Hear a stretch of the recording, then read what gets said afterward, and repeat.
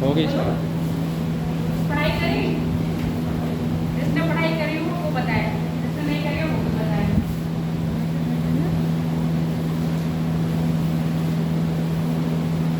क्या पढ़ा के गई थी मैं? देखो कॉपी के पेज खोले जाएंगे। महासागर पढ़ा रही थी, महासागर में क्या पढ़ाया था? हाँ? महासागर में क्या पढ़ाया था?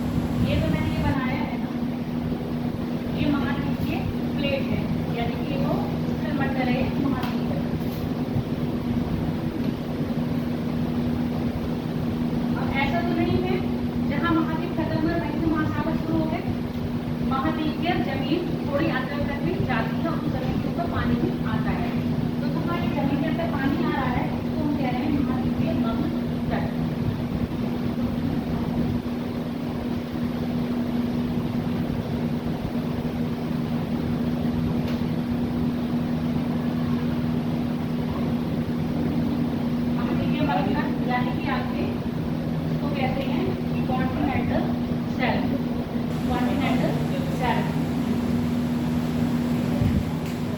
ये जो देखा है मैंने स्लोप सा बनाया है, इसको कहेंगे महाद्वीप के ढाल।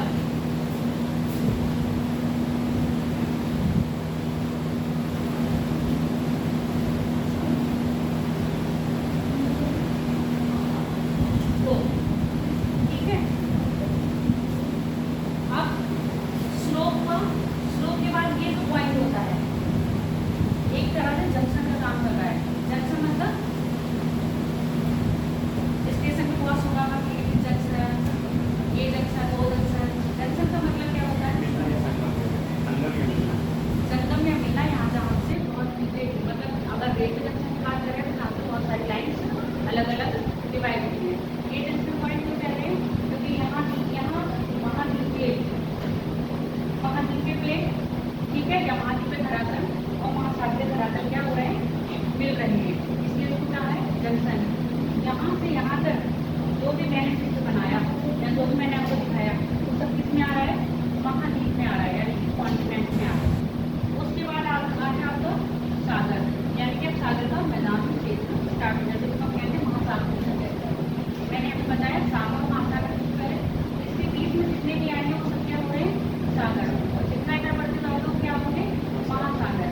महासागर में आपको ट्रेन मिलेंगे, यानी कि गढ़ मिलेंगे, और महासागर में आपको दूसरे स्थान को क्या कहेंगे?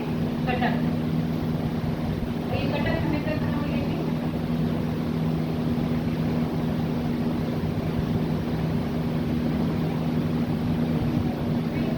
कटक हमें कहाँ मिलेंगे आपको? मध्य ओशियन में। इधर से आओ बेटा, इतना क्लियर है? चरण कोई डाउट तो नहीं है? ये सारा पुराना पढ़ाया है, रिवीजन हो रहा है। हाँ, रिवीजन हो रहा है, पता है, ठीक है। इतना मैं लास्ट क्लास में बता के गई थी, इससे ज्यादा बता के थी, और वो भी आपको करके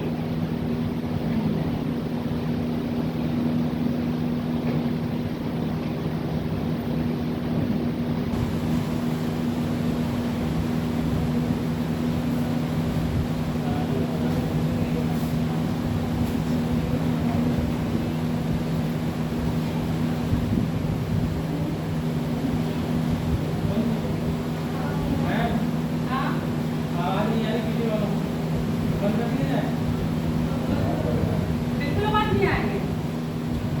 अच्छा, ये बात थोड़ा भी जा रहा है, बस कर दो। अगर तुमको वो करने आ रहा है कर दो।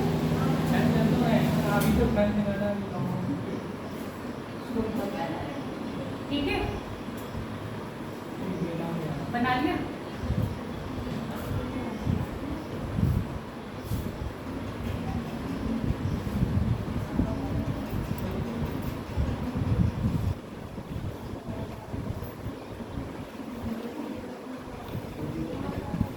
एक होता है कैंडिडेट, जैसे स्लोप है ना, जैसे मैंने यहाँ पर घेरा बनाया, अगर ये मैदानी क्षेत्र में घेरा होगा तो उसको कहेंगे गढ़, ठीक है। अगर यहाँ पर घेरा होगा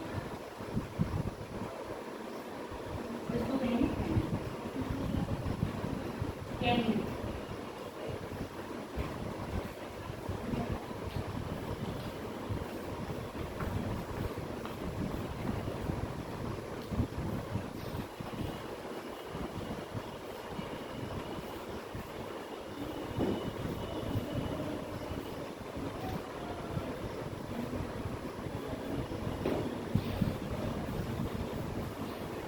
हो गया बेटा? देखो, आज का टॉपिक स्टार्ट करने से पहले मैं आपको पहले अक्षांश और देशांतर पढ़ूंगी, क्योंकि अभी अक्षांश में अभी अक्षांश देशांतर आप लोगों ने नहीं पढ़े। अगर नॉलेज है तो मैं नहीं बताऊँ उसके बारे में। चरण बंद करो।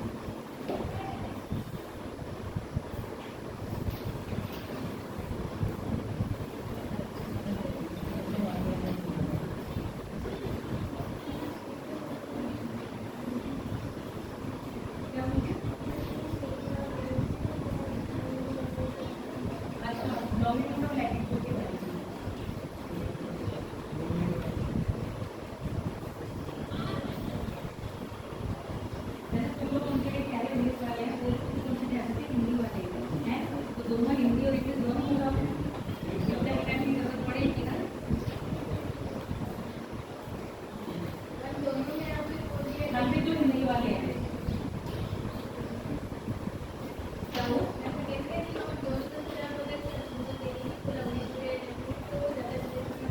हाँ तो मैं इंग्लिश में बता देती हूँ।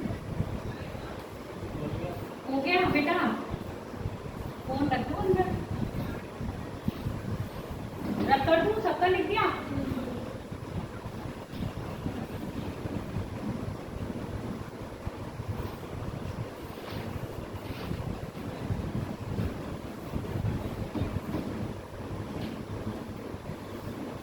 जो हमारे लैटिट्यूड और लैटिट्यूड होते हैं वो क्या होती है, एक तरह की लाइन्स होती हैं, ठीक है। और वो कैसी होती है, पृथ्वी पर खींचने में जाके कोई काल्पनिक होती है। कैसी है? काल्पनिक है। पृथ्वी ऐसी होती है, क्योंकि इस टॉपिक में थोड़ा सा आएगा इसलिए मुझे बताना पड़ता है। पृथ्वी थोड़ी सी अच्छी नहीं बनी है और आप लोग एडजस्ट कर लेना, ठीक है।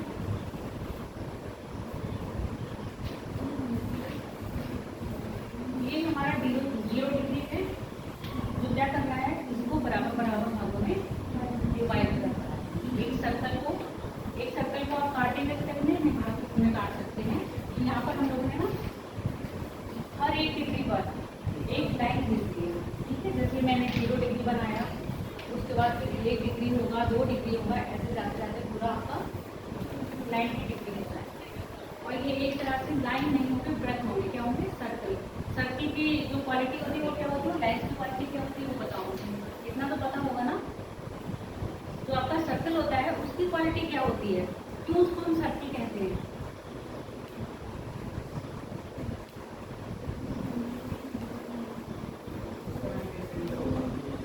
एक सेंटर होता है और क्या उसका स्टोर होता है, आपस में क्या होते हैं, जुड़े होते हैं। जबकि लाइन क्या होती है, उनका स्टोर होता है ना, उसको आगे बढ़ा दिया जाता है, बढ़ा सकते हैं ना। अगर लाइन छोटी है इसको और आगे खींचने की लाइन बन जाएगी। इस सर्किल में ऐसा नहीं होता है। अभी मैंने सर्किल क्यों बोल रही हूँ, सर्किल इसलिए बोल रही हूँ कि आपस में ऐसे पोल है। अगर आप किसी ये समझ लो, ये है ना, अगर मैं इसमें ऐसे लाइन खींचूंगी नीचे नहीं होंगे ना, अगर दोनों तरफ से खींचूंगी, मिला दूंगी, यहाँ से मिला के इसको यहाँ लाऊंगी, तो क्या बच जाएगा, सर्किल बच जाएगा ना। इस तरह से समझो ये क्या है, एक सर्किल है। तो जो इसको आधे भाग में बांटा उसको हम इक्वेटर कहते हैं, ठीक है। इंग्लिश वाले इक्वेटर लिख लो, 0 डिग्री को इक्वेटर कहते हैं, और हिंदी वाले लिख दो भूमध्य रेखा।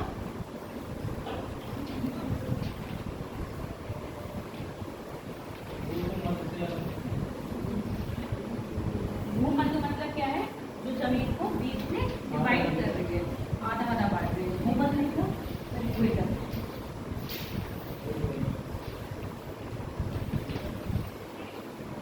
ऐसे हमने क्या करा है, आपका 1-1 डिग्री पर खींचते चलना। एक होता है, आप देखो जब हमने इसको बांटा है ना, तो इसको 2 हिस्सों में बट गया है। कैसे? एक हो गया नॉर्थ और एक हो गया नॉर्दर्न स्फीयर और सदर्न स्फीयर, ठीक है। यानी कि उत्तरी गोलार्ध और दक्षिणी गोलार्ध।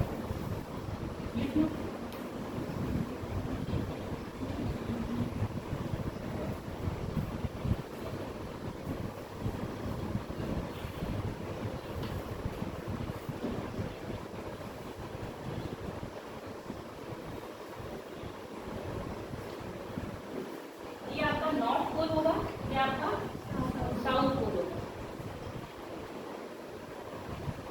हिंदी में लिखो दक्षिणी ध्रुव, उत्तरी ध्रुव और दक्षिणी ध्रुव।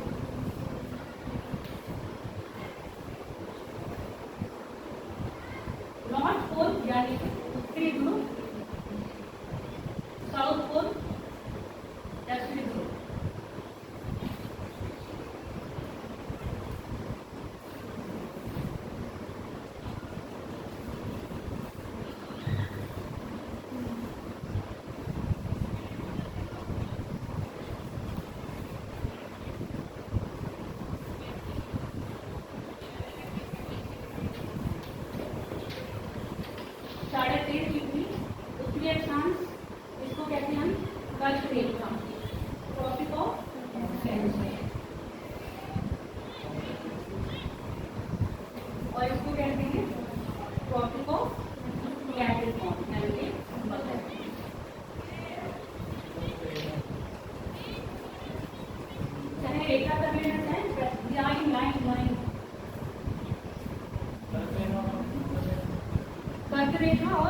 हाँ, Tropic of Cancer, Tropic of Capricorn.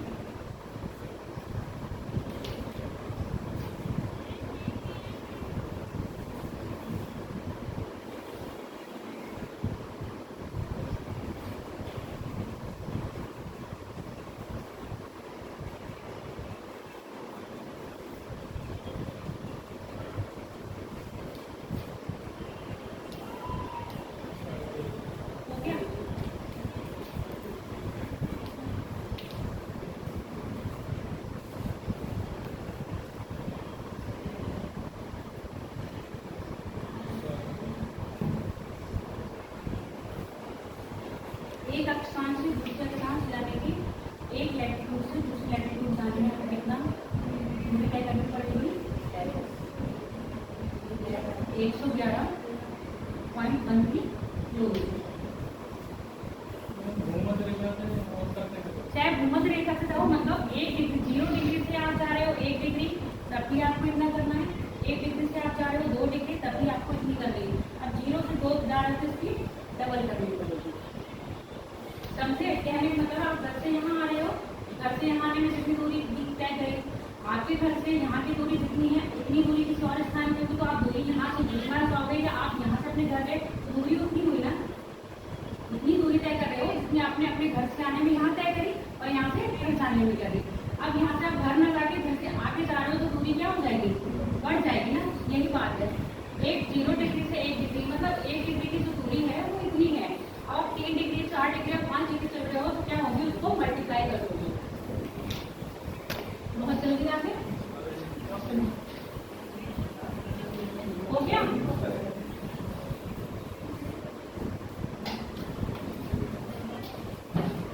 अब इसी के साथ आपकी करती है देशांतर रेखाएं।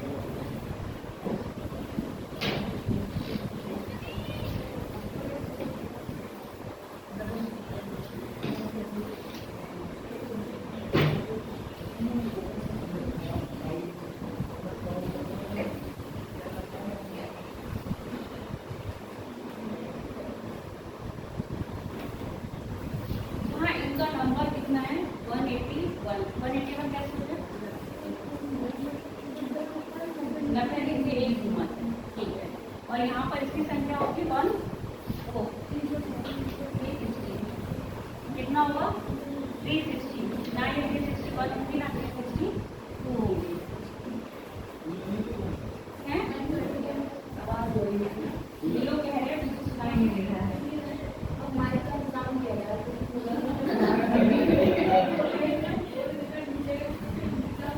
मेरी आवाज इतनी तेज है, माइक है तो मैं धीरे बोल रही हूँ।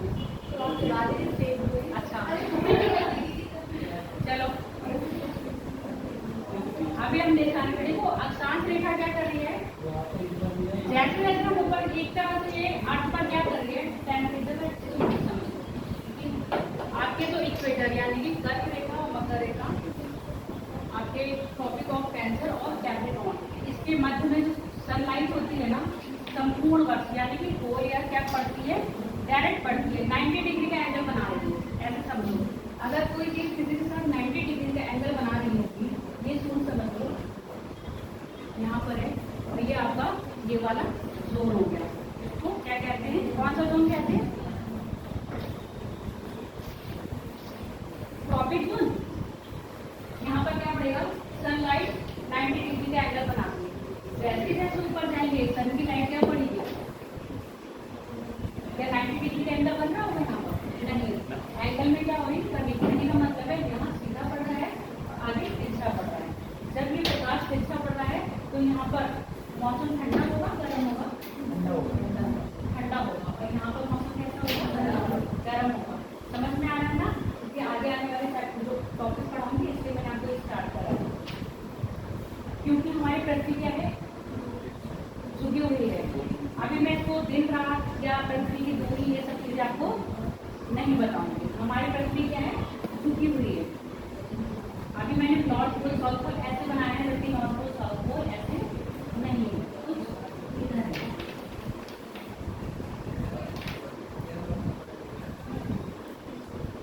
ठीक है, हो गया? तो हमारी पृथ्वी क्या है? झुकी हुई है।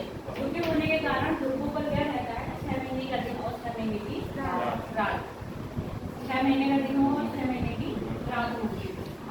ऐसे एरिया में जाना तो एरिया इस चीज में पड़ता है, क्योंकि हम तो इस एरिया के ऊपर आ रहे हैं ना।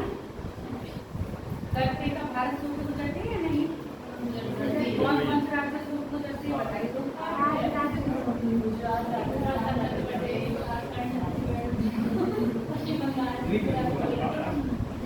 अच्छा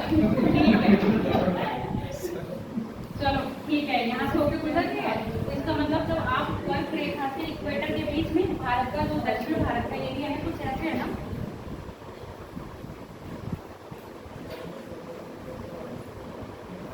है ना? तो ये एरिया गर्म होगा ना, नॉर्थ ईस्ट अपेक्षा में ये क्या होगा, गर्म होगा। कभी आपने देखा साउथ के लोग, अपने लोग वहां जाएंगे तो सर्वाइव कर पाएंगे? बहुत ज्यादा गर्मी होती है, हम लोग सर्वाइव नहीं कर पाएंगे। क्यों? क्योंकि वो एरिया कहाँ पर आ रहा है आपके, इसी जोन में आ रहा है। तो क्या कह रहे हैं आप, ट्रॉपिक जोन में। ठीक है, ट्रॉपिक जोन में आ रहा है। कितनी बात क्लियर है? बोलो पीछे सबको, क्योंकि बेटा यहाँ क्लियर नहीं होगा तो अभी जो टॉपिक पढ़ाऊंगा वो क्लियर नहीं होगा, इसलिए यहाँ अगर कोई दिक्कत है तो बता दो। रिपीट कर देना है, रिपीट कर देना, रिपीट कर दो। देखो अपनी पृथ्वी क्या है, तेजी से झुकी हुई है। ठीक है, झुकी होने के कारण ध्रुव क्या है, थोड़े से तिरछे हैं, और प्रकाश जो सूर्य का प्रकाश पड़ता है इसी जोन में पूरे वर्ष भर पड़ता है। अच्छा आप लोगों को नहीं पढ़ाया है? जैसे कभी आपने सुना हो सूर्य का उत्तरायण, सूर्य का दक्षिणायन, सुना है ना? उत्तरायण और दक्षिणायन होना, यानी कि सूर्य इक्वेटर से ऊपर गया तो क्या होगा, दक्षिणायन, दक्षिण हो रहा है। चाहे आपके मकर रेखा से ऊपर इक्वेटर के पास है, और जब यहाँ से नीचे आएगा तो क्या कहेंगे, उत्तरायण। डेट आपने सुनोगे 21 जून, 21 जून सुनी है? क्या होता है 21 जून को? विश्व योग दिवस। आज हिंदी दिवस की आप लोगों को हार्दिक शुभकामनाएं। आज क्या है, 14 सितंबर, और 16 सितंबर को क्या होता है, ओजोन दिवस। ठीक, कहाँ पर पहुंच गया? 21 जून को क्या होता है, सबसे बड़ा दिन। कौन सा दिन होता है सबसे बड़ा दिन? कौन से गोलार्ध का होगा? 21 जून को उत्तरी गोलार्ध का सबसे बड़ा दिन होता है। ठीक है, क्योंकि वो सूर्य का सीधा प्रकाश कहाँ पड़ रहा है, 90 डिग्री का एंगल कहाँ बना रहा होगा, आपके कर्क रेखा पर। उसके बाद सूर्य क्या करने लगता है, धीरे धीरे नीचे जाने लगता है। उसके बाद जून के बाद कौन सा महीना आएगा, सितंबर को, है ना? सितंबर की होगी 23 तारीख।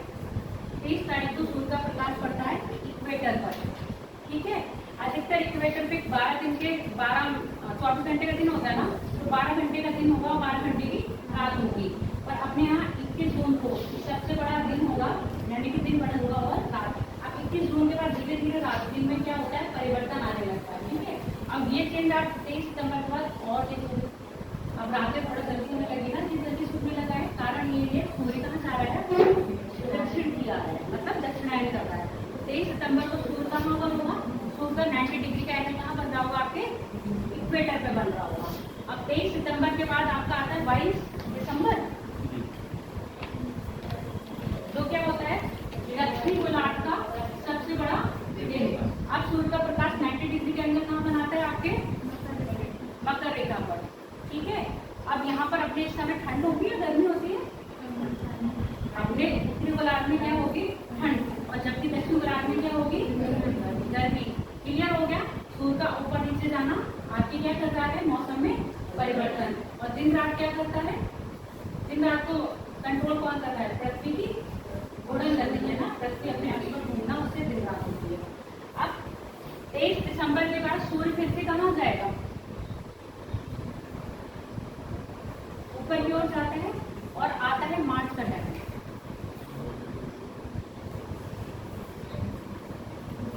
21 मार्च को फिर सूर्य का प्रकाश कहाँ पड़ेगा, इक्वेटर पर पड़ेगा।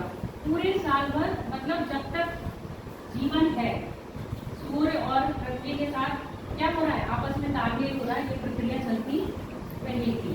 सूर्य यहाँ से यहाँ और यहाँ से यहाँ पर, इसलिए ये वाला जोन क्या होता है, सबसे ज्यादा गर्म होता है। अच्छा, इसको निम्न अक्षांश भी कहते हैं। निम्न मतलब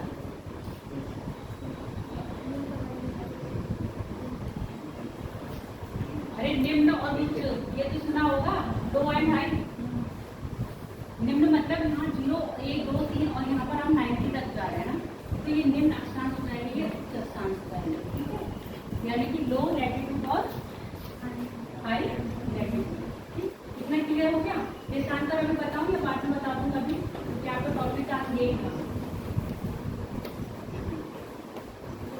बोलो, अगर देशांतर पढ़ना है तो मैं बता दे रही हूँ। बता दें? सब लोग आज चाह रहे बताना? ठीक है, ये हटा दो, बना लिया ये पूरा, ये डेट्स लिख लिया आपने, लिख लो।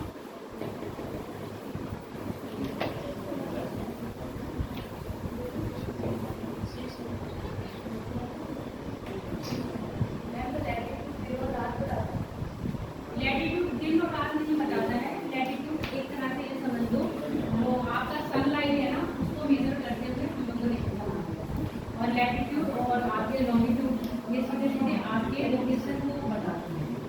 हाइपर, हाँ,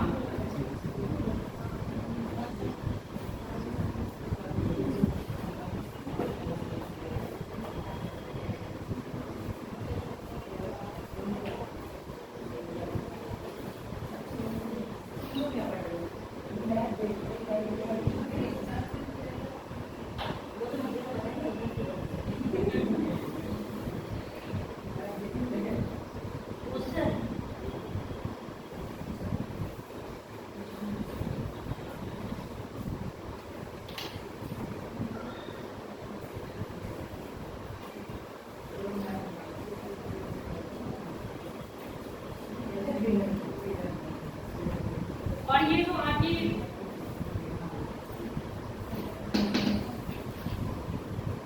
ये जैसे जैसे ऊपर जाएंगे नॉर्थ में या साउथ में, एक वो क्या होगी, लंबाई बढ़ेगी या कम होगी? यहाँ पर एक डॉट है ना, पोल्स पे मैंने यहाँ कोई लाइन नहीं है, डॉट्स हैं, यानी कि जैसे जैसे हम जाएंगे ध्रुवों की तरफ, इनकी दूरी होगी, इनकी वो क्या होगी, लाइन बढ़ेगी। लाइन तो बढ़ती जाएगी, मतलब स्पेस यानी कि जो एक चौड़ाई या लंबाई बोलो, ये कम होती जाएगी। अरे यहाँ पर सबसे ज्यादा ये चौड़ी चीज है, इस पे खींचोगे तो लाइन बड़ी होगी, यानी कि बड़ा वृत्त बनेगा, और जितने ही ध्रुवों के पास जाओगे वृत्त का साइज कैसा होता जाएगा, तो आपके सर्किल होंगे उसका साइज छोटा होता जाएगा। क्लियर हो गया? अब रब कर दो, इसको बना लिया सबने?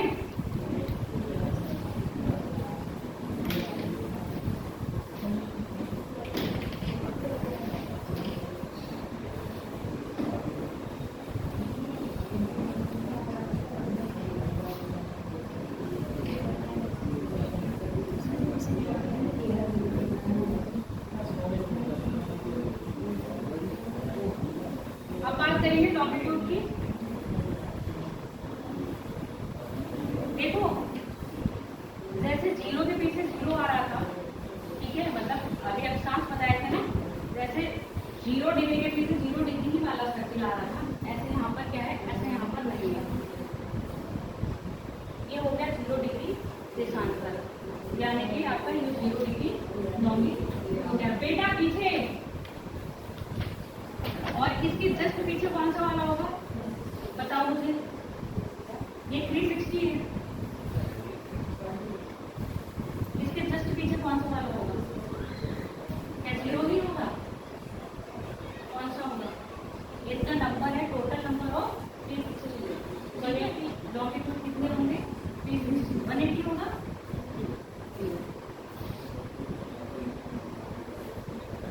ऐसे में बोल दे रही हूँ, जैसे ये ना नॉर्थ है ना, वो सॉरी ना ये ईस्ट है ना वेस्ट है, अभी ये 0 है, अभी मैं 80 को हटा दे रही हूँ, तब कुछ कर लोगे तुम लोग। जैसे हमारा अक्षांश काटा था ऊपर नीचे, ठीक है, उसको नॉर्थ और साउथ में काटा था, इसको हम ईस्ट और वेस्ट में काटेंगे।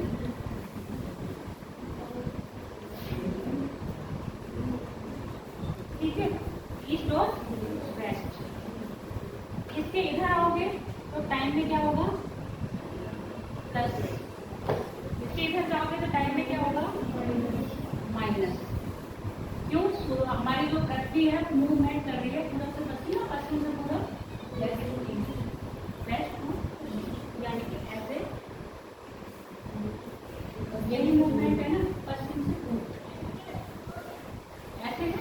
तो यहाँ पर पहले सूर्योदय होगा और यहाँ पर बाद में। आपको कहते हैं ना सूर्य पूरा छुपता है और पश्चिम में छुपता है, सनराइज और सनसेट। अब जैसे वहां करी है वैसे यहाँ पर 1 डिग्री 2 डिग्री 3 डिग्री ऐसे पूरा डिस्टेंस आती है, ठीक है। और जैसे 0 डिग्री ना पूर्वी है ना पश्चिमी है, यानी कि ना वो ईस्ट है ना वो वेस्ट है, तो क्या है सेंटर है उसको अलग अलग डिवाइड करना है। अब यहाँ पर अगर आप ये 1 डिग्री है तो ये 1 डिग्री कौन सी होगी, ईस्ट होगी या वेस्ट होगी, ये 1 डिग्री क्या होगी आपकी ईस्ट, और ऐसे यहाँ पर 1 डिग्री क्या होगी वेस्ट। क्लियर है, डाउट तो नहीं है। जैसे ही इधर आएंगे टाइम में क्या होगा बढ़ोतरी, यानी कि टाइम इंक्रीज होगा। अगर हम टाइम की बात करें तो हमारी जो इंटरनेशनल टाइम जोन यानी इंटरनेशनल की जो टाइम जोन की वो लाइन है वो क्या है आपकी 0 डिग्री, और वहां से निकलती है आपके ग्रीन डिस्प्ले, जिसको हम कहते हैं GMT, ग्रीन मीन टाइम। क्या है इसके पूर्व में जाने पर टाइम में इंक्रीमेंट होगा, यानी कि अगर हम यहाँ से यहाँ आते हैं तो 4 मिनट का टाइम लगता है। कितना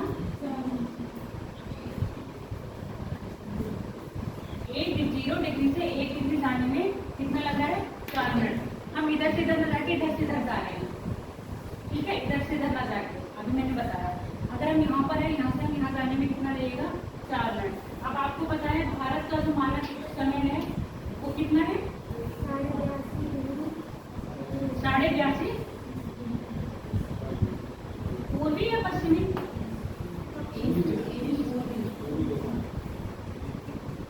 है ना, वो थोड़े आंसर है।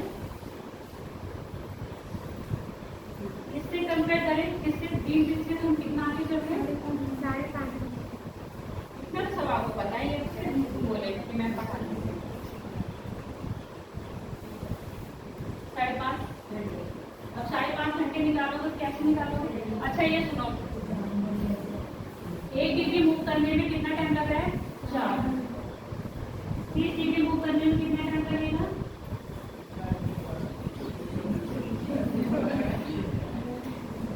120 घंटे, 120 मिनट, यानी कि इसको हम सीधे सीधे लिख लेंगे 2 घंटे लिख लेंगे ना। अब इसको जरा आधा करो, 20 को आधा करो 15 हो जाएगा ना, है ना। 30 को आधा करोगे तो कितना हो जाएगा 15, यानी कि 15 डिग्री को करने में कितना टाइम लगेगा इसको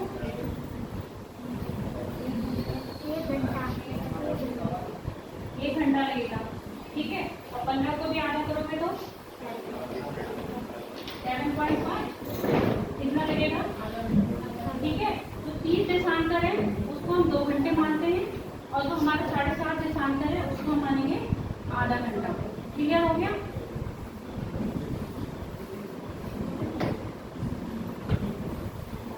इसमें कोई डाउट है? कौन सा 4 मिनट कैसे आ रहा है? देखो हमारी अर्थ क्या कर रही है, मूव कर रही है। सिर्फ ये हमने बताया है जो सनलाइट है क्या कर रहे हैं, हम लोग ऐसे घूम रहे हैं ना, सन भी ऐसा, हम ऐसे घूम रहे हैं तो सन ऐसे जा रहा होगा ना। अगर इस समय सन का प्रकाश यानी कि सनलाइट वहाँ पड़ रही है, 4 मिनट बाद वो यहाँ होगी, इसको हम ऐसे मेजर कर रहे हैं। देखो जो हमारी नॉर्मल क्या होता है, जो प्राकृतिक चीजें होती है जो नेचुरल होती है उनका टाइम कभी चेंज नहीं होगा, ठीक है। अगर आपका सूर्य सबसे ऊपर, यानी कि अगर मैं बात करूँ सबसे ज्यादा दोपहर जिसको कहते हैं, आप दोपहर का टाइम कहाँ से निकाल रहे हो, घड़ी से भी निकाल रहे हो, सूरज की रोशनी देखिए। अब आप ये बताओ मुझे, जो आपकी शैडो होगी वो सबसे ज्यादा लॉन्ग और सबसे ज्यादा शॉर्ट कब होगी?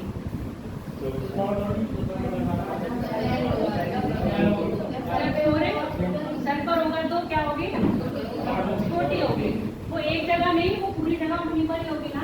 तो हमने ये जो टाइम माना, देखो ऐसा है 12 तो यहाँ भी बजेंगे, सूर्य सबसे ऊपर यहाँ भी आएगा, पर तो सहमति से, ठीक है। जब आप सब एक्टिव एग्री हो जाओगे तो उस एग्रीमेंट पर हम लोगों ने 0 डिग्री को मान लिया। जिस समय 0 डिग्री पर 12 बज रहे होंगे, ठीक है ना, 0 डिग्री पर 12 बज रहे होंगे। अब इधर का टाइम प्लस में जा रहा होगा, इधर का टाइम माइनस में जा रहा होगा। अब यहाँ से सुन लो, अब प्लस में जा रहा है, माइनस में जा रहा है। अब यहाँ पर अगर 12 बज रहे हैं इस समय, अब आप इसके इधर आओगे तो क्या करोगे, टाइम में इंक्रीमेंट करोगे, कितना बचाओगे। अभी मैंने कहा 1 डिग्री, यहाँ 0 से 1 में जाने में 4 मिनट लग रहे हैं। ऐसे कहूँ, अगर मैं आपको यहाँ से बाहर जाने के लिए कहूँ तो आप 2 मिनट का टाइम दे रहे हो, ठीक है। ऐसे सनलाइट है, सनलाइट क्या कर रही है, 0 डिग्री से इधर या 1 डिग्री से 0 डिग्री में जाने में कितना टाइम दे रही है, 4 मिनट का टाइम दे रही है।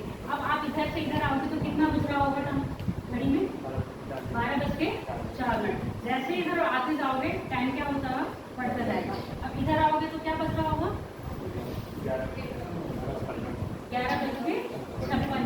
क्लियर हो गया। एक लॉन्गिट्यूड से दूसरे लॉन्गिट्यूड पर जाने में सन की लाइट को कितना टाइम लगता है, 4 मिनट। इसीलिए मैंने ये बताया है कि 30 डिग्री एंगल लोगे। जैसे आपने इंडिया का है ना, इंडिया का जो लॉन्गिट्यूड पड़ता है टोटल पूरा का 30 लॉन्गिट्यूड आते हैं। तो आपके अरुणाचल प्रदेश और आपके गुजरात, हाँ बेटा, 4 मिनट आने का कोई मेथड तो होगा, 4 मिनट तो शब्द आया था, कैसे आया 4 मिनट शब्द कैसे आया, ये चीज समझ में नहीं आई। देखो ये चीज ऐसे आ रही है, अगर मैंने करी मतलब ऑब्जर्व करा है, ज्योग्राफी क्या है, कोई ऐसे मेजरमेंट नहीं है, सिर्फ ऑब्जर्व वाले, जैसे उनको टाइमिंग भी बताइए तो हम कैसे मान लें कि हमको ये भी टाइम रखना है। तो 12 तो भैया यहाँ भी बज रहे होंगे, दोपहर यहाँ भी हो रही होगी, दोपहर यहाँ भी हो रही होगी। एक हमने क्या करा, 0 को मान लिया, ठीक है। अब 0 यहाँ भी हो सकता था ना, 0 डिग्री 0 एंगल जो 0 डिग्री लाइन है देश आंसर वो हमारे भारत से भी निकल सकता था, क्योंकि हमने उसको वो नंबरिंग तो नहीं करी ना, नंबरिंग तो हमने उसको बाद में करी है। अब यहाँ पर उन्होंने माना कि जब ये 12 है, अब ये दूरी तय करना है ना। अब ये सुन लो मेरी बात, 36 है ना, आप अपनी घड़ी में मिनट देखो, मिनट कितने होते हैं, सेकंड कितने होते हैं, 1 घंटे में टोटल पृथ्वी के 24 घंटे हो गए, ठीक है। टोटल कितने होते हैं, 24 घंटे। अब आपकी जो वॉच है उसमें तो 360 हो रहे हैं ना, तो यहाँ पे तो 360 है ना। जैसे आपने अपनी घड़ी में मिनट निकाल लो वैसे, अब यहाँ पर 360, आप सुन लो,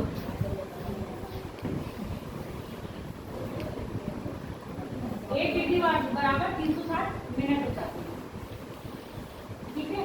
अब 1 मिनट में 360 सेकंड में तो आएंगे,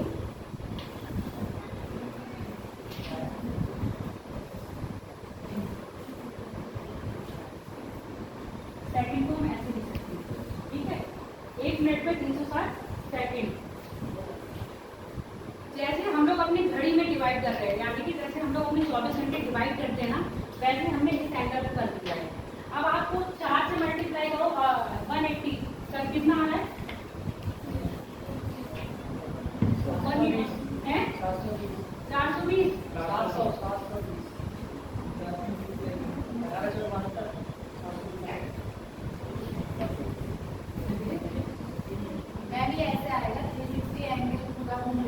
वो तो 24 घंटे में वो तो ना, ठीक है, 360 डिवाइडेड बाई 24 मल्टीप्लाई 60 अब आएगा।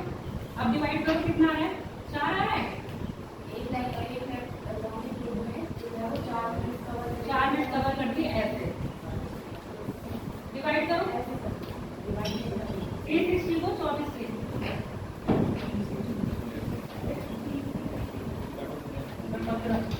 15 आए।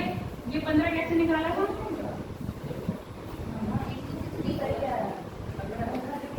15 आया। अब 15 मल्टीप्लाई 4 करना, और ये 15 में 30 और ये, ठीक है, ऐसे आता है। क्लियर हो गया, डाउट तो नहीं है, पीछे आगे पीछे दाएं बाएं। आज के टॉपिक है सिर्फ अक्षांश है, आपका देशांतर नहीं है। अब सुन लो, अच्छा अब जैसे ये टाइम पीरियड वो कर रहा है अप और डाउन, यानी कि प्लस और माइनस कर रहा है, 180 क्या करता है,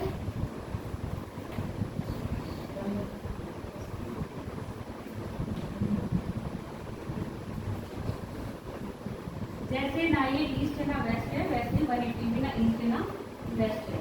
यहाँ पर 0 डिग्री के पीछे 180 होगा, 1 डिग्री के जस्ट पीछे 180 होगा, मतलब एक के पीछे एक होगा, दो के पीछे दो होगा। 360 जरूर लाइन खींची है। इधर होगी, इधर कितनी होगी 79, इधर कितनी होगी 81, कितनी होंगी डिवाइड करो। अरे बेटा 0 ये ले लिया, 180 ले लिया, उसके बाद कितनी बच रही लाइन 79, 79 179, 179, 179 और 180 कंफ्यूज कर दिया तुमने मुझे। देखो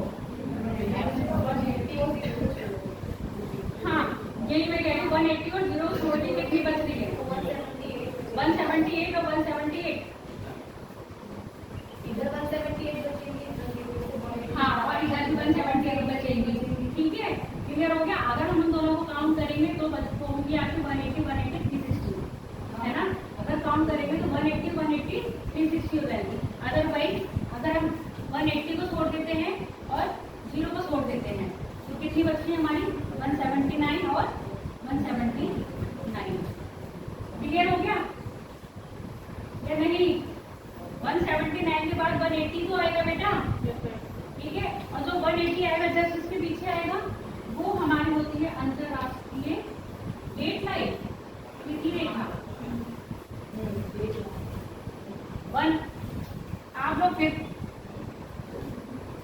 ये है मानक रेखा भारत की, ठीक है। ये है 0, ये क्या बता रही है आपको टाइम बता रही है। जब डेट की बात करते हैं तो डेट जो आपको बता रही है 180, यानी कि कहने का मतलब है अगर यहाँ दिन के 12 बज रहे हैं, यानी कि दोपहर के 12 हो रहे हैं, तो 180 पे रात के 12 बज रहे होंगे, और रात के 12 बजे के बाद ही आपकी डेट क्या हो जाती है चेंज हो जाती है ना। तो ये जो आपकी 0 डिग्री है वो GMT यानी कि ग्रीनविच मीन टाइम है, और जो 180 है वो अंतरराष्ट्रीय तिथि रेखा है। तो कहाँ से निकलती है प्रशांत महासागर से। और उसको जैसे ये लाइन है ना, ये क्या करी गई है सीधी है, उसको क्या करा गया है जिगजैग है। ऐसे क्यों किया गया, जल्दी बताओ ऐसे क्यों किया गया? क्योंकि ये रेखा कहीं ना कहीं रसिया को भी क्रॉस कर रही थी ना, रसिया को क्रॉस कर रही थी। तो रसिया को अगर क्रॉस कर रही तो ये बताओ आधा दिन डेट एकदम चेंज हो जाएगी। आधे रसिया में 11 तारीख होगी और आधे रसिया में 12 तारीख होगी। ऐसे क्या होगा दिक्कत आएगी, इसलिए उन्होंने क्या करा है इसको कहीं कहीं छोड़ दिया है, और अधिकतर ये प्रशांत महासागर से निकली। क्लियर है? आज बस खाली ओवरव्यू दिया है, जब आपको इंडियन ज्योग्राफी पढ़ाऊंगी तब बताऊंगी। ठीक, अब हम अपने टॉपिक पर आ जाए। देखो आज का हमारा जो टॉपिक है वो ओशन टेम्परेचर है। ओशन टेम्परेचर नहीं, ये मैंने नहीं समझाया था, मैंने कहा जब इंडियन ज्योग्राफी स्टार्ट करूंगी तब उस समय आपको बता दूंगी, क्योंकि उस समय आपको भारत की स्थिति बतानी होगी तब बताती मैं। और आपके टॉपिक में आ रहा था आ तो ये रहा था आपका लैटिट्यूड, ये लोग बोले लॉन्गिट्यूड। ठीक है, आज का जो आपका हेडिंग है या आज का जो मेन टॉपिक है वो है आपका ओशन टेम्परेचर, महासागरीय तापमान।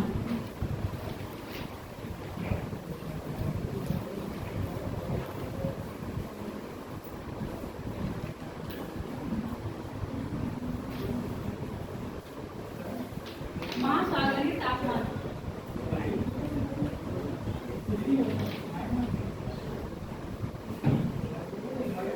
क्या बोल रहे हो? अच्छा ये बताओ मुझे, जब मैंने पहले आपको पढ़ाया था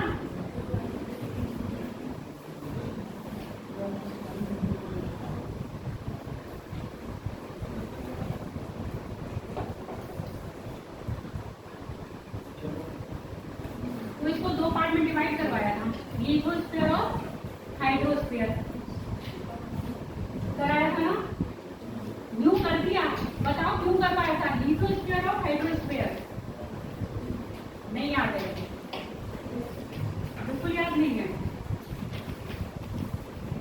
महाद्वीप पे विस्थापन बता रही थी, टेक्टोनिक थ्योरी बताई थी, उसी समय बताया था ना। उत्तरी गोलार्ध में अधिकतर क्या है, महाद्वीप है, जबकि दक्षिण गोलार्ध में अधिकतर क्या है, महासागर है। इसलिए उसको हाइड्रोस्फीयर कहते हैं, इसको लिथोस्फीयर कहते हैं। सुन लो बेटा, अब ये दो चीजें हैं, अगर तो उनका जो टेम्परेचर एक समान होगा, यानी कि उसकी हीट की जो रेट होगा वो एक समान होगी क्या, इक्वल होगा? दो अलग अलग चीजें हैं जो है, अलग अलग होगा। क्यों?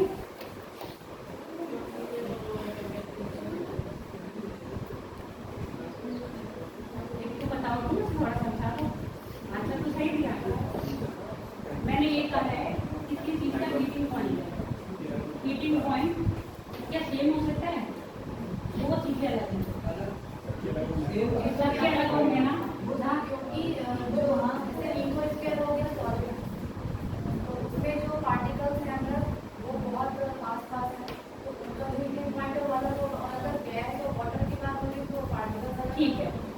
यहाँ पर जो है आपका हाइड्रोस्फीयर होगा, तो यहाँ पर जो टेम्परेचर जोन होगा यानी कि हीटिंग पॉइंट होगा वो सेम होगा, और यहाँ पर होगा कम। अब इन दोनों में ये बताओ सबसे ज्यादा हॉट कौन होगा? वही सबसे ज्यादा टेम्परेचर किसका हाई होगा, ठीक है? लिथोस्फीयर में होगा या हाइड्रोस्फीयर में होगा? लिथोस्फीयर में होगा।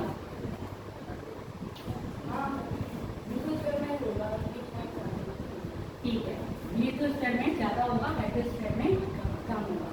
अभी मैंने एक्सपांस और डिस्चार्जर पढ़ाया था ना, आइसोथर्मल आपने सुना होगा। आइसोथर्मल यानी कि समताप रेखाएं। ये समताप रेखाएं जो होती है ना, अधिकतर क्या होगा, मैंने आपको पहले बताया, जो हम अक्षांश पढ़ रहे हैं वो टेम्परेचर के बेस पे पढ़ रहे हैं, ठीक है ना। पृथ्वी पे टेम्परेचर का डिस्ट्रीब्यूशन कैसे हो रहा है वो अक्षांश रेखाओं के आधार पे हुआ है।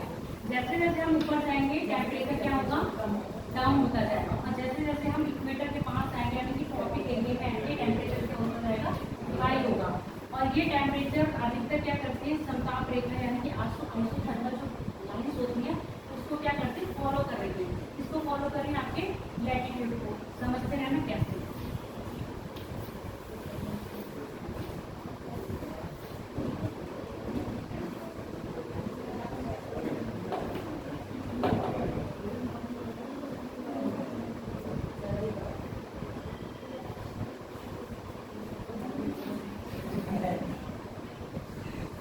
थोड़ा सा मैप बना है यहाँ पर, ऐसे ही थोड़ा सा।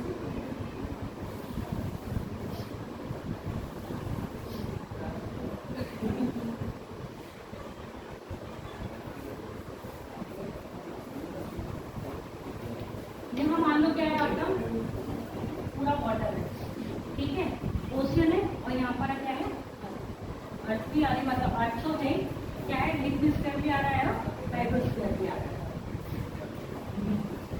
अभी हम मान लेते हैं क्या है, अभी मैं टेम्परेचर की बात कर रही हूँ, ठीक है।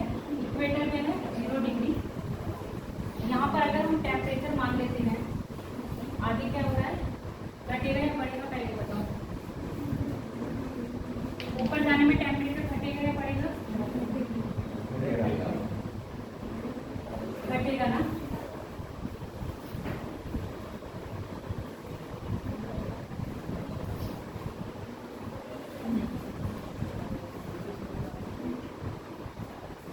इस चीज को पहले ऐसे समझो।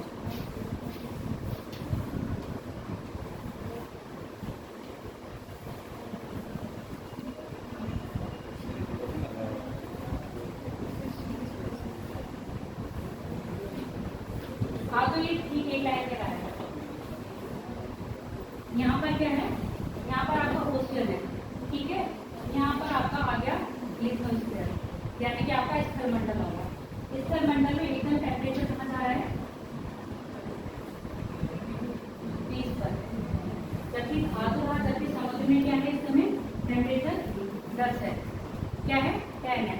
आपने फिजिक्स का एक रूल तो सुना होगा, कोई भी ठोस चीज होगी वो जल्दी गर्म होगी, है ना। तो लिथोस्फीयर क्या है, ठोस है, और जो जितने जल्दी गर्म होगा उतना जल्दी ठंडा होगा। तो महासागर जल्दी गर्म होंगे, देर से गर्म होंगे, देर से गर्म होंगे, और जबकि ये क्या जल्दी गर्म होंगे ना, ठीक है। अब ये अभी अभी कितना गर्म हुआ है 10 डिग्री, ये 10 डिग्री गर्म हुआ है, जबकि आपकी आधी यानी कि लिक्विड स्फीयर कितनी गर्म हो गई है उसकी कंपेयर में दुगनी दुगनी हो गई ना, 20 डिग्री हो गई। हालांकि जो इसका अक्षांश है, जो इक्वेटर अभी मैं बता रही थी ना, जिसका लैटिट्यूड है सेम लैटिट्यूड पर है ओशियन भी और आपकी लिथोस्फीयर भी सेम लैटिट्यूड पर होने के कारण अब ये जो मैंने 20 डिग्री और ये 10 डिग्री बनाया है, ये क्या है, ये आपका टेम्परेचर है। आप सेम लैटिट्यूड पर है पर यहाँ पर टेम्परेचर में क्या हो गया, डिफरेंस आ गया। जहाँ पर आपका ओशियन में टेम्परेचर क्या है 10 डिग्री, वही उसी लैटिट्यूड पर जो आपका लिथोस्फीयर है उसका टेम्परेचर क्या हो गया 20। ये क्लियर हुआ या नहीं सबको? पीछे नहीं क्लियर हुआ? एक बार और बता दो। देखो अभी मैंने आपको अक्षांश और देशांतर बताया थी ना, सिर्फ अक्षांश की बात करते देशांतर की बात नहीं करते।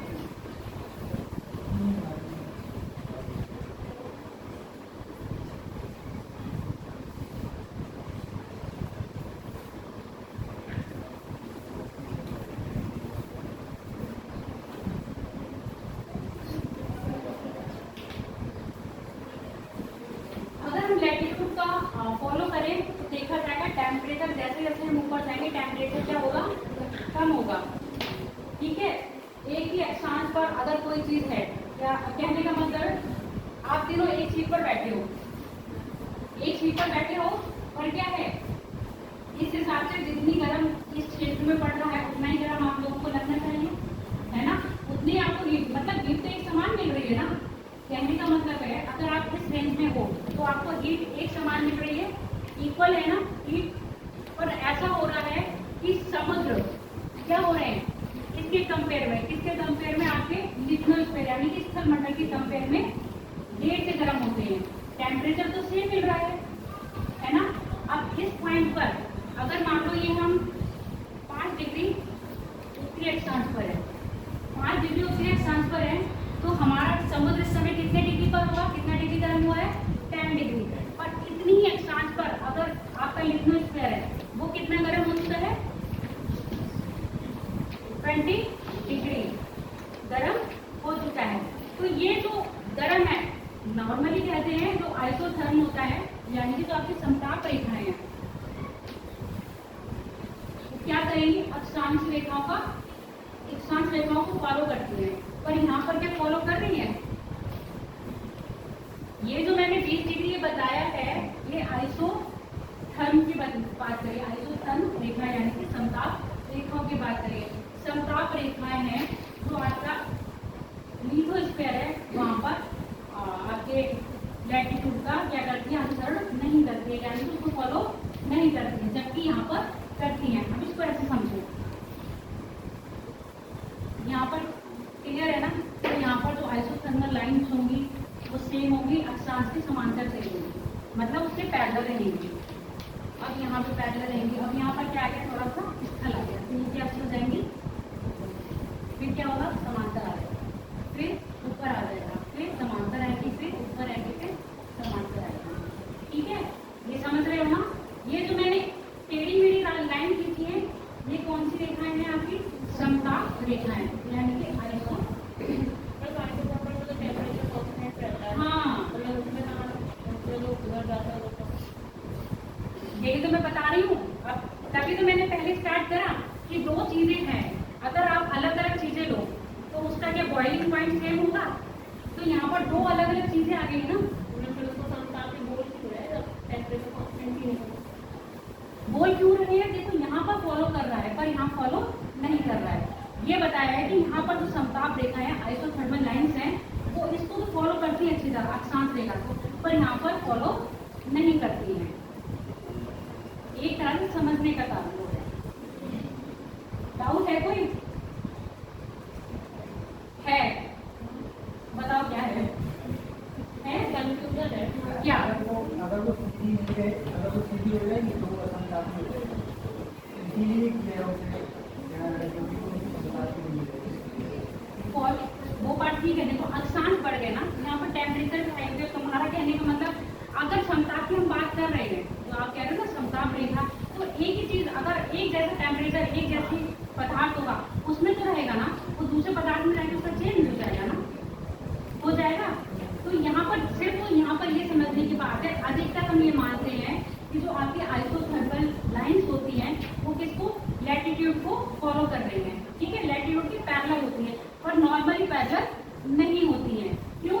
जब यहाँ पर आपका स्फीयर आ जाएगा तो क्या हो जाएंगी, डाइवर्ट हो जाएंगी ना। सिर्फ एक तरह की कल्पना है।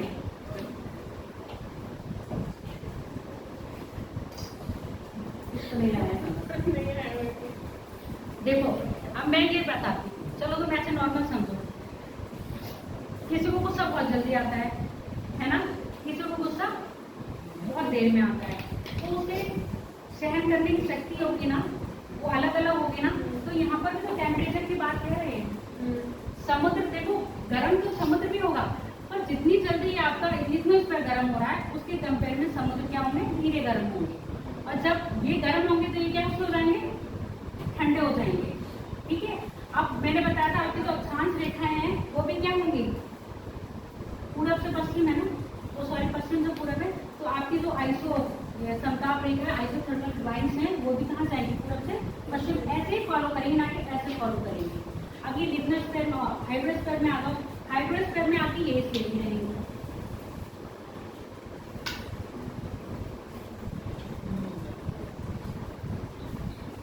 जहां तक आपके भूखंड नहीं आते। ये कहने का मतलब है जो आपकी समताप लाइंस हैं इसको फॉलो करती हैं। अधिकतर देखा गया है दक्षिणी गोलार्ध में तो हाइड्रोस्फीयर है, वहां पर उसको फॉलो करती हैं, जबकि इसकी विपरीत यानी कि इसके अपोजिट आपके लिथोस्फीयर में क्या करेंगे, वो फॉलो नहीं करती है। डाउट है या नहीं?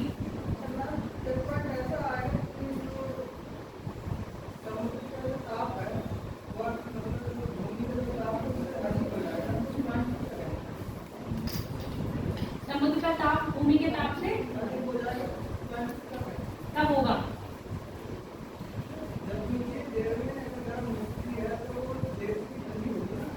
हाँ देखो अब पृथ्वी क्या है, अभी दोपहर के आने तक आपके स्थलमंडल गर्म हो जाते हैं, और शाम के 5 बजे तक आने तक क्या होते हैं, वो ठंडे होने लगते हैं, शाम आते हैं, और समुद्र क्या होंगे, लगभग शाम तक क्या होते हैं, वो गर्म हो पाते हैं, और सुबह आने पर वो ठंडे हो पाते हैं। अभी मैं ये बात बता रही हूँ, जो आपका समुद्र का दैनिक औसत तापमान है ना, वो 1 डिग्री है, 1 डिग्री है उससे कम। तो आपके पूरा होल डे में जो एवरेज टेम्परेचर इसका गर्म रहता है वो 23 डिग्री रहता है। अभी जो टेम्परेचर बताऊंगी ना वो गहराई के हिसाब से बताऊंगी, कितनी गहराई में क्या है। अब ये बताओ टेम्परेचर, अगर ये समुद्र, ये आपका जो जल है वो गर्म हो रहा है, उसका मुख्य स्रोत क्या है, सोर्सेज क्या है, सन है, और अर्थ के अंदर की हीट, और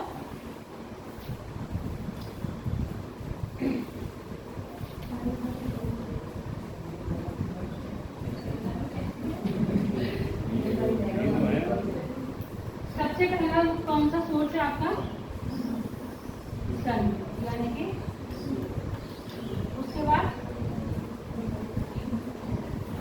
अर्थ है ना, उसके बाद क्या है अर्थ, और साथ में आपने देखा होगा दबाव बढ़ेगा तो तापमान भी बढ़ेगा, जो जल है समुद्र है उसका दबाव भी तो अर्थ के तलतट पर ज्यादा होगा ना, उससे भी क्या होगी, हीट उत्पन्न होगी कि नहीं होगी।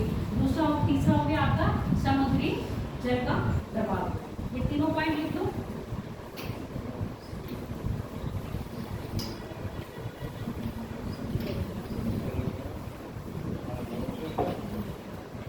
ये भी बना लेना बेटा, ये तो मैंने बनाया है।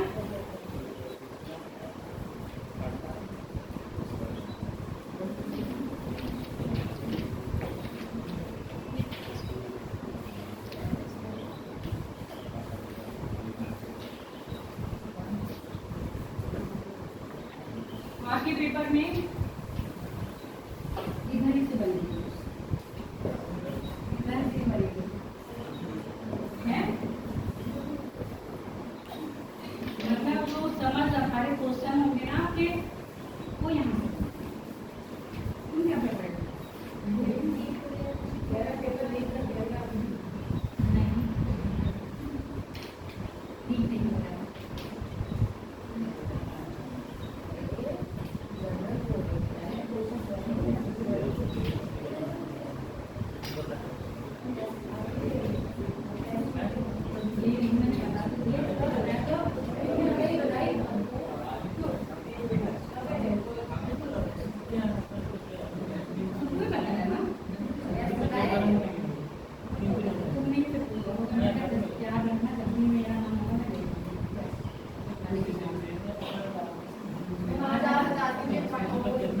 जितना मैं पढ़ा चुकी हूँ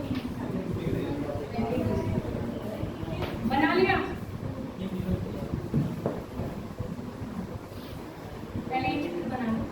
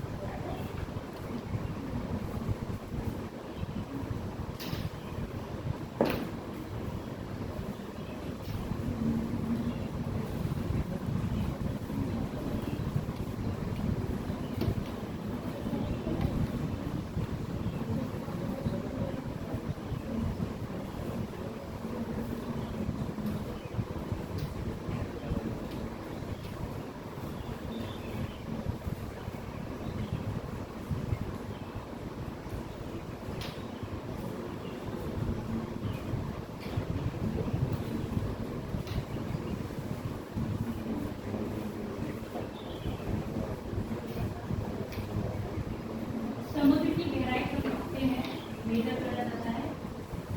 उपकरण क्या है बताओ।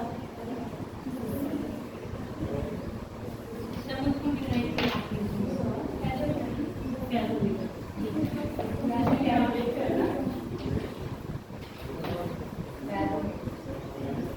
सोनार से क्या नापा जाता है?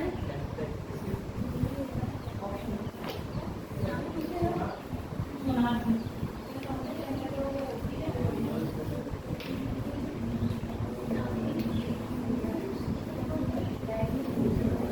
देखो अभी मैंने आपको स्लोप बताया था ना,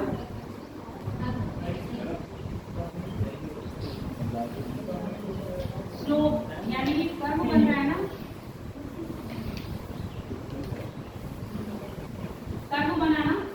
ये कर्व कौन बना रहा है? मेजर कर रहे हैं ना गहराई समुद्र की। समुद्र की गहराई किससे मेजर कर रहे हैं हम? पैदोमीटर से। ठीक है, ये पैदोमीटर समुद्र की गहराई बताता है। इससे क्या बन रहा है आपका? और इस कर्व को क्या कह रहे हैं हम? हाइपोसोमेट्रिक कर्व। उच्चामिति कर्व वक्र, हिंदी में उच्चामिति वक्र और इंग्लिश में हाइड्रो क्या बताया था? हाइड्रो बताया ना, हाइपोसोमेट्रिक कर्व। हाइपोसोमेट्रिक कर्व। सोनार से समुद्र के अंदर किसी भी वस्तु का पता लगाने के लिए सोनार का प्रयोग किया जाता है। जैसे कौन सी पनडुब्बी, किसी पनडुब्बी की स्थिति का पता लगाना है, उससे हम सोनार।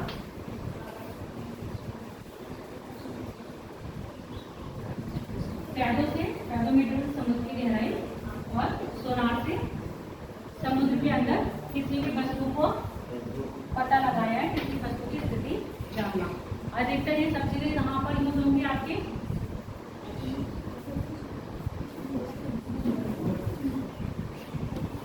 पनडुब्बी होती है कि नहीं? पनडुब्बी में होती है भाई। दुश्मन की पनडुब्बी कहाँ है इसका पता लगाएंगे हम सोनार से ना। ये हो गया बेटा, ऐसे लिख लो। समुद्र में तापमान का स्रोत मुख्यतः सूर्य है। तापमान का सोर्स क्या है? सन। स्रोत, सोर्स लिख लो, स्रोत।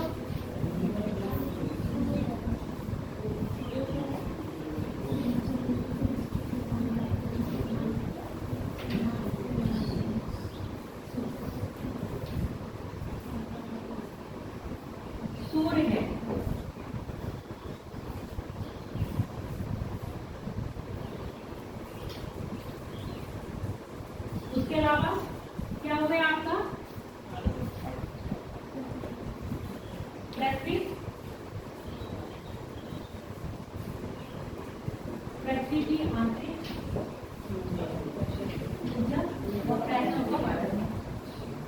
दूसरा समुद्री जल का दबाव।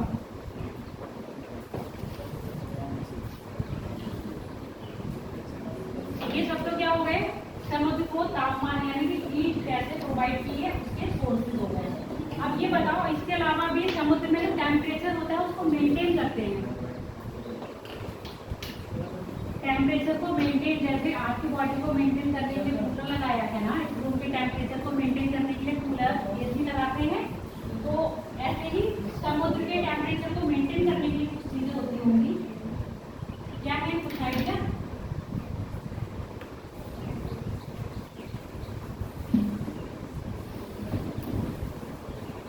थोड़ा सा भी आइडिया हो तो बता दो।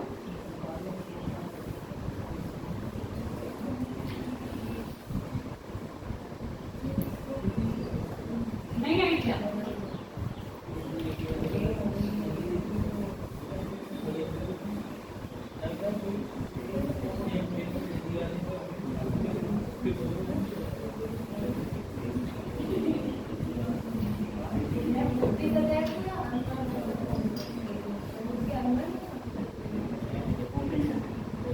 बारिश होगी और ग्लेशियर का भी होना और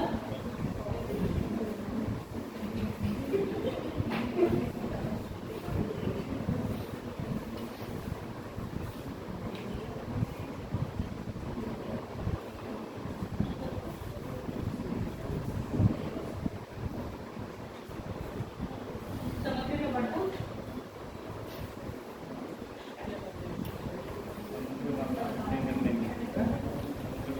जलधाराएं यानी कि ओशन करंट,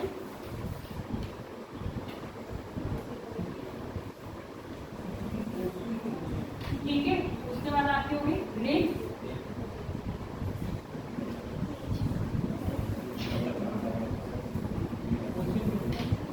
और क्या हो सकता है? इसके अलावा भी और कुछ हो सकता है?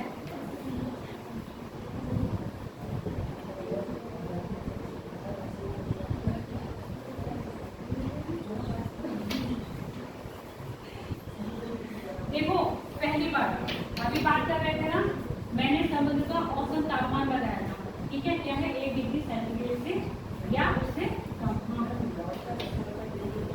है। बढ़ता बताएंगे, उसी पर तो आ रही हूँ मैं। इन्हें पहले बताने हैं, बाकी सबको बाद में बताएंगे। चलो मैंने क्या बता दिया, औसत टेम्परेचर बता दिया ना। दूसरी बात, समुद्र का जो हाईएस्ट टेम्परेचर जो मेजर किया गया है वो 2 बजे के बाद, आफ्टर 2 o'clock, ठीक है। और जो न्यूनतम करा गया है वो 5 बजे के बाद। 5 बजे के बाद मतलब सुबह 5 बजे होगा, 2 बजे दोपहर के बाद एकदम 5 बजे तो समुद्र ठंडा नहीं हो जाएगा। क्लियर हो गया? और अगर गर्मियों की बात करें, सुनते जाओ बेटा, अगर हम पूरे ईयर में बात करें तो सबसे ज्यादा गर्म रहेगा समुद्र अगस्त मंथ में। कब होगा? अगस्त मंथ में। ये हमने डे की बात करी है। सबसे ज्यादा हीट यानी कि हाईएस्ट टेम्परेचर कब होगा, मतलब सबसे ज्यादा, सॉरी, तो ओशियन होंगे वो सबसे ज्यादा गर्म कब होंगे? 2 बजे के बाद। और सबसे ज्यादा ठंडे, मतलब न्यूनतम temperature, low temperature, high temperature जो मेजर किया गया है तो 2 बजे के बाद होगा सुबह 5 बजे को, ठीक है। अब हम पूरे ईयर की बात करते हैं। पूरे साल में जो समुद्र ओशियन का जो टेम्परेचर होता है सबसे हाई होता है अगस्त माह में, यानी कि अगस्त मंथ में समुद्र सबसे ज्यादा गर्म होते हैं। और इसके अपोजिट फरवरी में सबसे कम।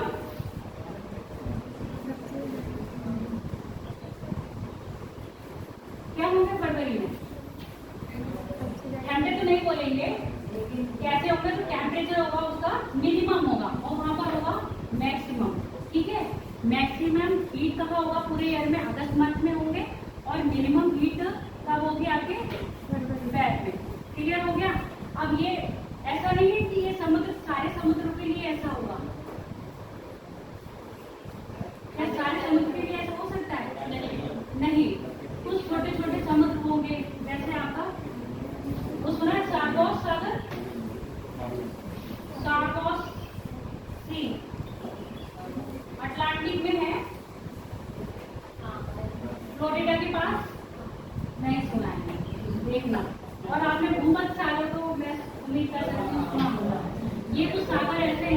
जिनका टेम्परेचर क्या है, अधिक पाया जाता है इनके कंपेयर में। क्लियर हो गया? अगर चाहो याद न रहे तो ये बात ठीक नोट कर लो।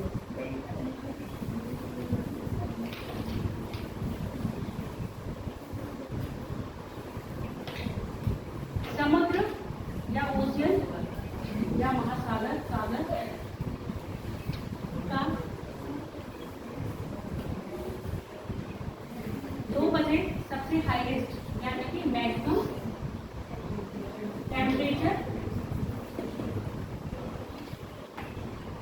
टेम्परेचर 2 बजे और मिनिमम टेम्परेचर 5 बजे।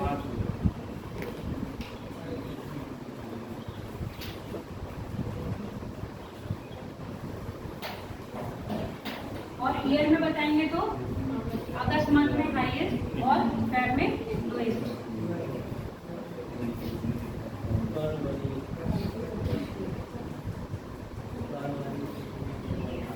इनके साथ आपकी जो व्यापारिक पबने होती हैं और कस्बा पबने होती हैं, वो भी क्या करती हैं, आपके समुद्र के तापमान को मेंटेन करती हैं। क्लियर? ये लिख लेना इसमें व्यापारिक पबने और कस्बा पबने।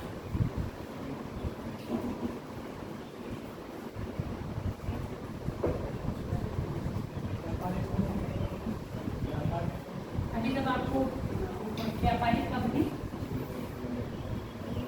ये आपके पेट होती है, ठीक है? तो ऐसे कंपनी कुछ साल भर चलती है, तो हम अपने यहाँ देखते हैं वगैरह की क्या होती है, स्थानीय कंपनी होती है। ये पूरे आपके ग्लोब पर ये कंपनी पूरे साल भर नहीं चलाती है, चुनाव है व्यापारिक कंपनी और कुछ कंपनी।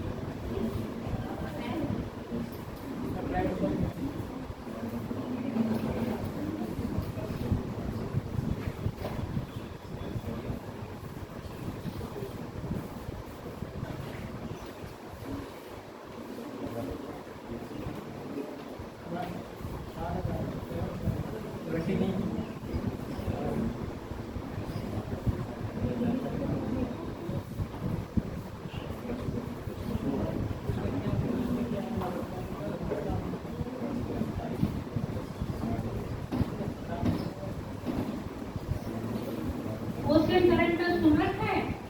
जलधाराएं सुन रखा है? जलधाराएं क्या होती है?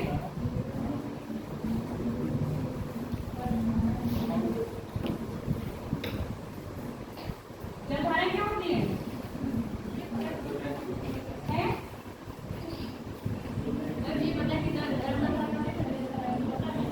अच्छा, चलो। गर्म जलधारा, ठंडी जलधारा होती है ना। ये जलधारा क्या करती है, साल भर बहती है, तो कहीं ना कहीं एक गर्म क्षेत्र से ठंडे क्षेत्र और ठंडे क्षेत्र से गर्म क्षेत्र जा रही होंगी। तो जहाँ टेम्परेचर ठंडा है वहाँ कौन सी जलधारा जा रही है, गर्म, तो वहाँ का टेम्परेचर मेंटेन कर दिया उन्होंने कि नहीं? ठीक है।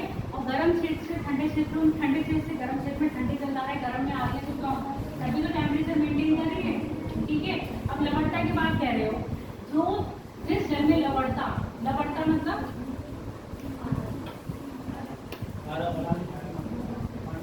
क्वांटिटी, किसकी क्वांटिटी? सिर्फ 60 की। कुछ ऐसे लवणीय तत्व है ना, पृथ्वी में बहुत सारे तत्व होते हैं, वो सारी मात्रा इसमें होगी जल में होगी।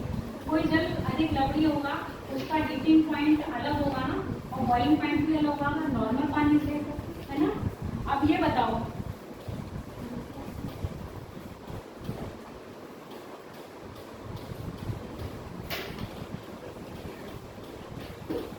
ट्रॉपिक जोन है।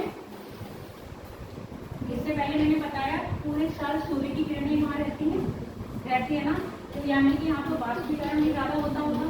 जब वाष्पीकरण ज्यादा होगा तो यहाँ पर जलों में क्या लवणता अधिक पाई जाएगी। तो वाष्पीकरण से क्या हो गया, जल ऊपर से उठ गया और लवण नीचे बैठ गया। तो इस हिसाब से यहाँ पर लवणता अधिक होनी चाहिए, ठीक है ना। यहाँ पर लवणता कैसे होनी चाहिए, अधिक, और जबकि जैसे ऊपर जाएंगे लवणता कैसे हो जानी चाहिए थी, कम। ये चीज तो कह रहे हैं हम। बट अब इस क्षेत्र में वाष्पीकरण ज्यादा होगा तो नमी भी क्या होगी, ज्यादा होगी। नमी ज्यादा होगी तो वर्षा की मात्रा भी कैसी होगी, अधिक होगी। अब वर्षा की मात्रा अधिक होगी तो इस क्षेत्र में वो लवणता को क्या कर देती है, कम। सुनते जाना, लवणता को क्या कर रही है वो कम कर रही है, जबकि ध्रुवीय क्षेत्र में वर्षा की मात्रा कैसी होगी कम होगी, तो यहाँ लवणता कैसी पाई जाएगी अधिक। अब ये मत कहना कि मैडम अभी तो आपने कहा था कि वाष्पीकरण हो रहा है तो लवणता अधिक होगी, और जो पानी गया वो पानी वापस भी तो आ गया है ना, साइकिल बन गई है, अगर वो जा रहा है तो आ भी रहा है, इससे क्या कर रहा है वो लवणता को, पानी की लवणता को कम कर रहा है। अब जब पानी की लवणता को कम कर रहा है तो लवणीय जल हल्का, ज्यादा लवणीय जल होगा, भारी होगा या हल्का होगा, है भारी होगा, भारी होने के कारण वो नीचे बैठेगा ना, तो उसके ऊपर कोई हल्का जल आके उसको भाएगा, तो मेंटेन करती लवणता ने समुद्र की जो आपका टेम्परेचर था उसको मेंटेन करा लवणता ने कि नहीं किया, हो गया क्लियर। देखो मोस्टली हम क्या कर रहे हैं, जब इक्वेटर से ध्रुवों की तरफ जा रहे हैं टेम्परेचर क्या हो जाएगा हमारा डाउन होता जाएगा।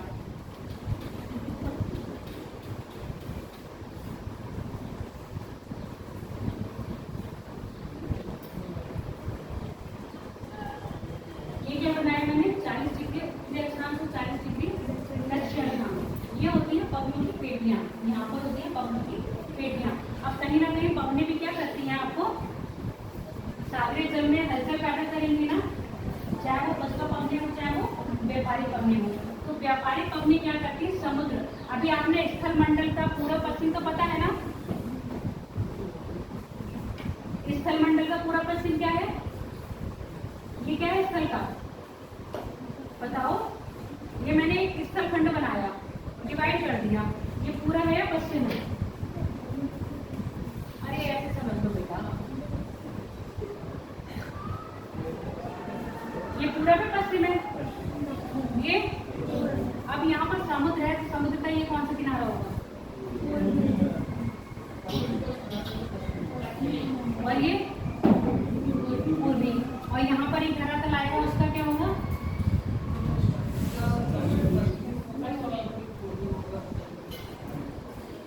ये समुद्र का पश्चिमी और ये स्थलमंड का पूर्वी, है ना।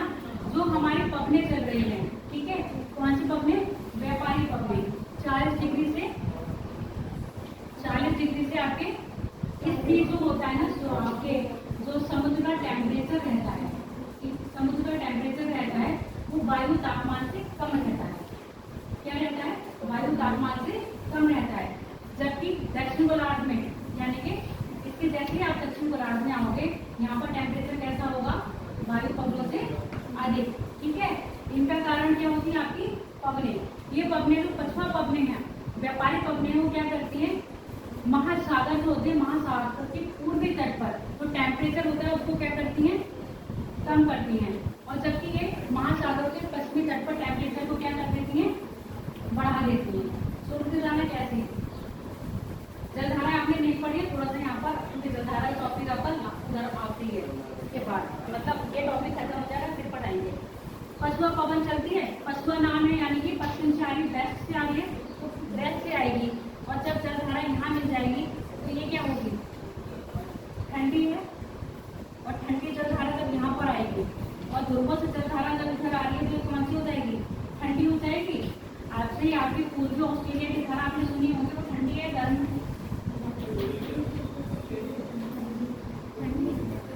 पूर्वी ऑस्ट्रेलिया की जलधारा ठंडी है। तो मैंने क्या बात करी, जो महासागर होंगे उसमें जो व्यापारिक पवने होंगी, व्यापारिक पवने क्या कर रही होंगी, यहाँ पर महासागर का, ये महासागर कौन सा पश्चिमी तट है, पश्चिमी तट पर टेम्परेचर को क्या कर रही होंगी कम कर रही होंगी, जबकि पछुआ पवने इसके विपरीत क्या करती हैं टेम्परेचर को बढ़ा देंगी, इसके पूर्वी तट पे, और पश्चिमी तट पर क्या करेंगी कम कर देंगी, ठीक है, क्लियर हो गया, हुआ नहीं हुआ, चलो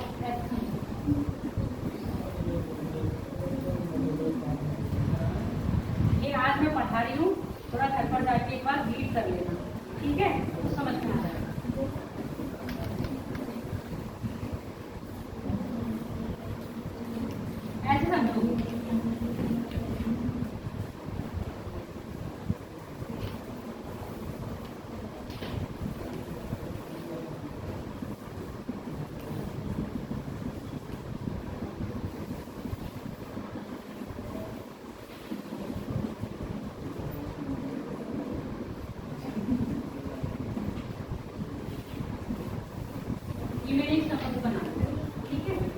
ये समुद्र का ये साइज ये हो गया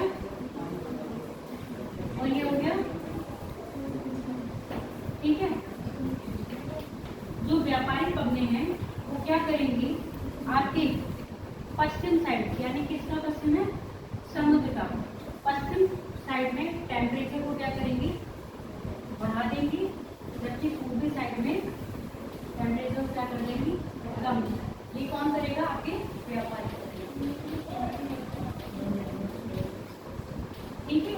इसके विपरीत पश्चिम अपने क्या करेंगे, सीधा अपोजिट काम करेंगे। इन्होंने पश्चिम में टेम्परेचर को क्या करा, बढ़ाया, पश्चिम अपनी क्या करेंगे, टेम्परेचर को कम कर देंगे और यहाँ पर क्या करेंगे, टेम्परेचर को बढ़ा देंगे। क्लियर हो गया या नहीं, ये काम करेंगे आपके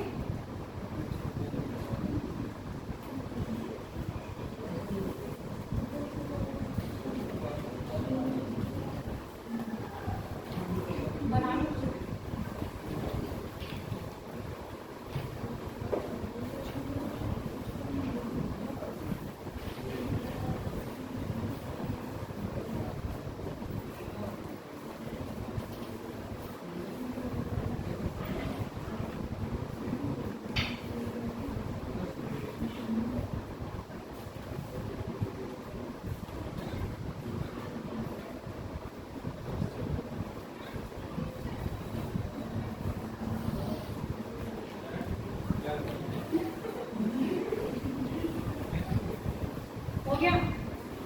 देखो कोई भी चीज होगी वो गर्म पहले कौन सी होगी, बाद में कौन सी होगी, फिर कौन सी, बताओ।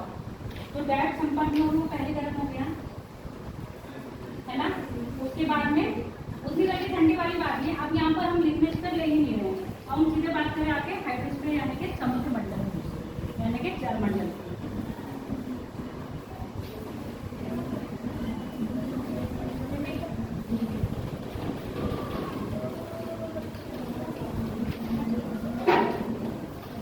एक पहले डायग्राम बना लो, उसके बाद समझ लेना।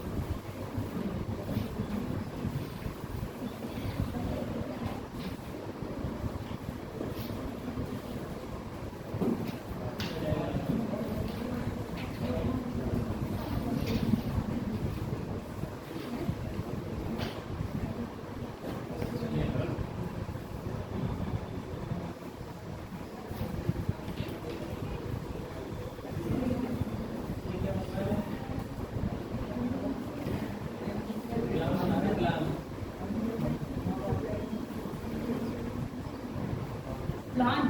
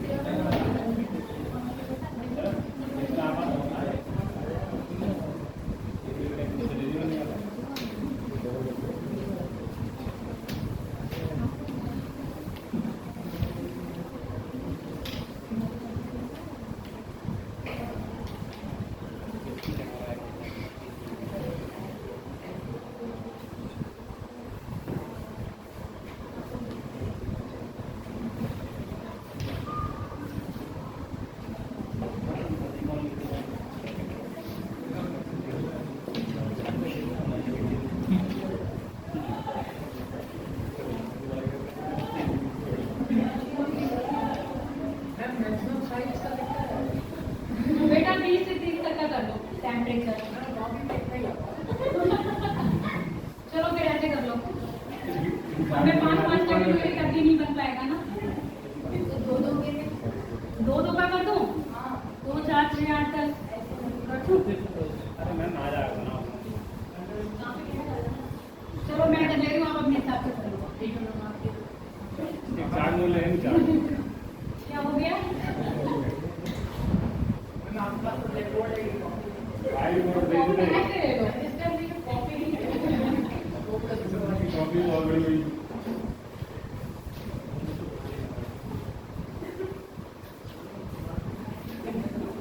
किराया नहीं है।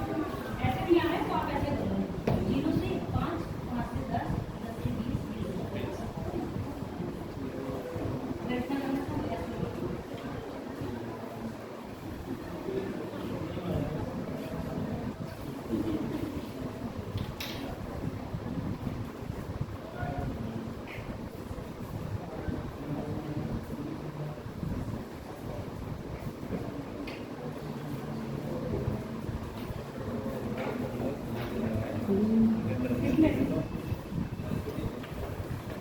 इतनी टाइम पे चीज नहीं बस मैंने समझ में आया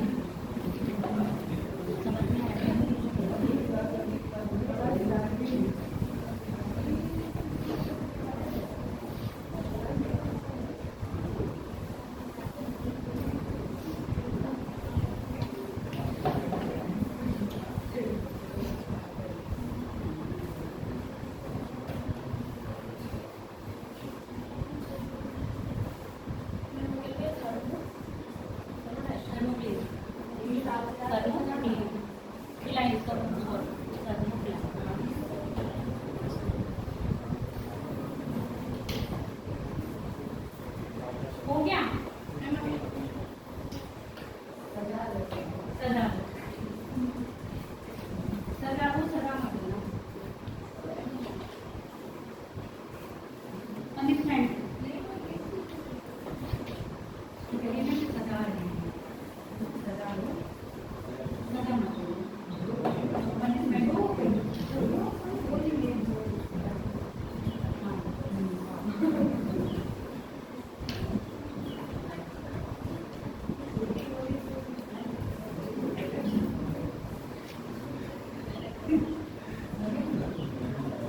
इस टॉपिक को एक बार मैं अपने घर पे सुनाई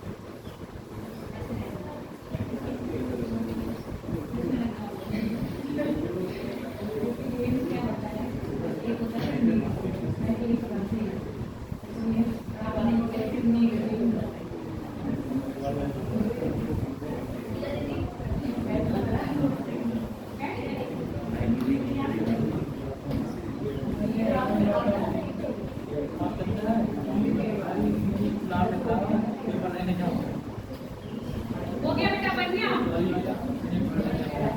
बन गया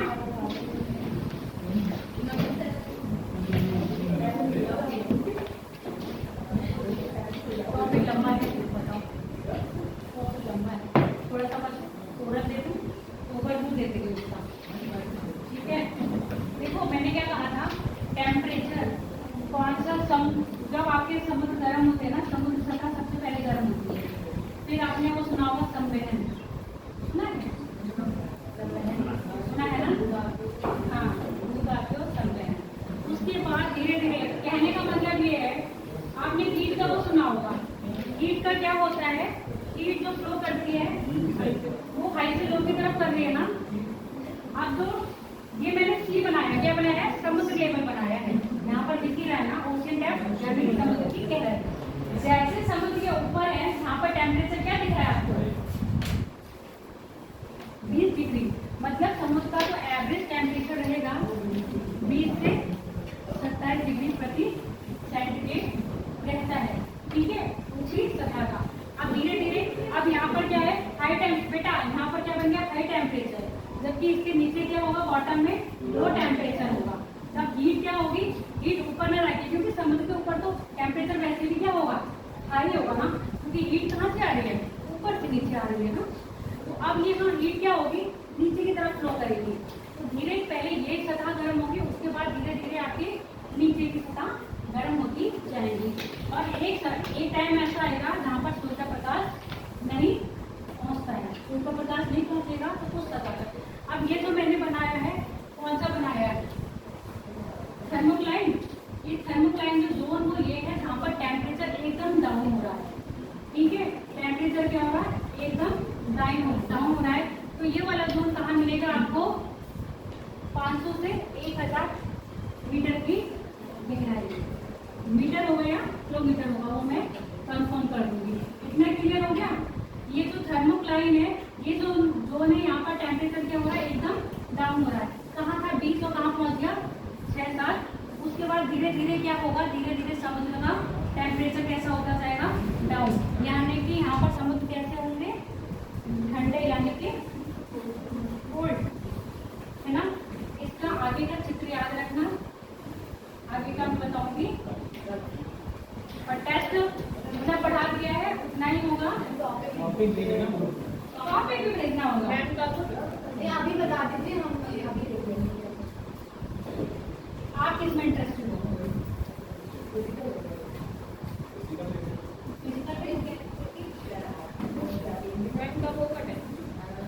तैयारी करके रखो, 10-15 मिनट का होगा। ऑप्शन टेस्ट होगी, नेक्स्ट वीक संडे के बाद। जब तक देखूंगी टॉपिक जल्दी खत्म हो जाएगा, टाइम बचा है टेस्ट के,